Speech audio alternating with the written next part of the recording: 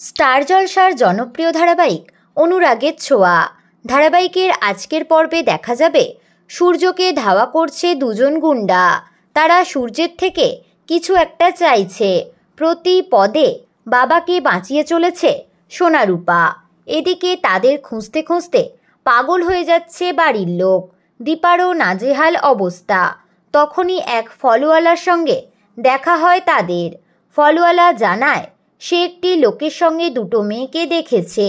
মেয়েগুলো ছুঁড়ে ছুঁড়ে সব ফল নষ্ট করেছে আর যাওয়ার সময় এক গোছা আঙুর নিয়ে পালিয়েছে। দীপা বুঝতে পারে নিশ্চয়ই রূপা কিছু একটা ভেবে আঙুর তুলেছে। তার মেয়েরা খিদে পেলেও মুখ ফুটে কিছু বলবে না, আর চুরি তো দূরের কথা।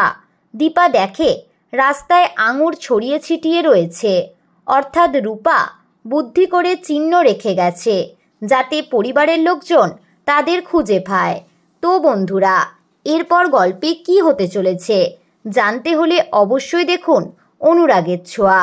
বিনোদন জগতের এরকমই নতুন আপডেট পেতে আমাদের চ্যানেল টলিটাউনকে সাবস্ক্রাইব করে পাশে থাকা বেল আইকনে ক্লিক করতে ভুলবেন না।